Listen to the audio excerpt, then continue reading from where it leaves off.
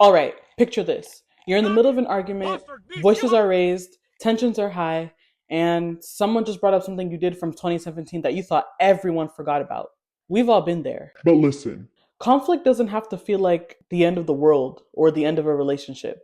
I'm here to tell you, you can handle conflict without it feeling like Godzilla versus King Kong. Today, we're going to be diving into the art of conflict resolution, keeping the peace without being a pushover. And don't worry, this isn't one of those just breathe and journal about it kind of pep talks. We're keeping it real. Let's get into it. Let's talk about the hardest thing to do in the heat of the moment, pausing. And I know what you're thinking.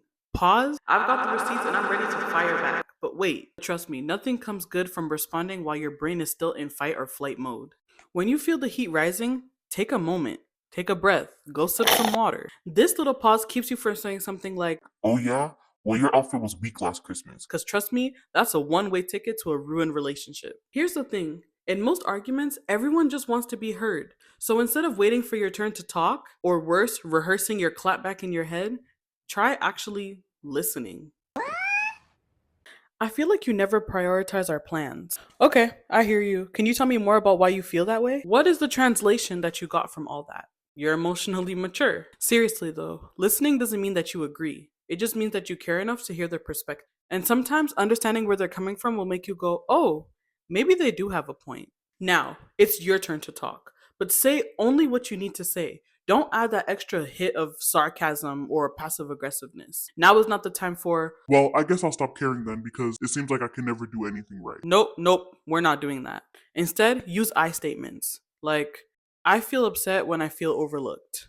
Instead of, you always ignore me. The first one invites a conversation. The second one, well, that's a fight waiting to happen. All right, next rule. Stay on topic. I know it's tempting to bring up something that they did 3 months ago or in 2022 when they made you cry on your birthday, but stay on topic. Stick to the issue at hand, or you'll both feel overwhelmed, defensive, and honestly, calling it quits over who forgot to take out the trash. Sometimes things get too heated, and that's okay. This is when you need to call a timeout. Not like I'm storming out, but more like, hey, I see we're getting too upset to talk about this. Maybe we should come back to it later.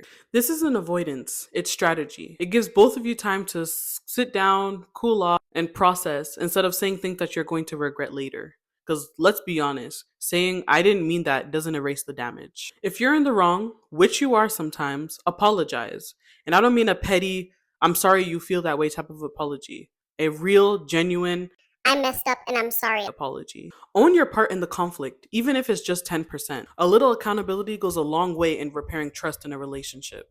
Plus, it makes you look like the bigger person. Conflict resolution doesn't just end with a hug or a handshake. You need a game plan. Talk about how to avoid the same issue in the future. For example, if it's about communication, plan to check in with each other more often. Think of it as planting seeds for a better relationship. Water those seeds with good communication and a little patience, and boom, growth. Handling conflict without damaging relationships calls for pausing, listening, communicating, and occasionally apologizing like an adult. Thanks for watching. Don't forget to like, comment, and subscribe. Oh, and drop your favorite conflict resolution tips down in the comments below. Peace.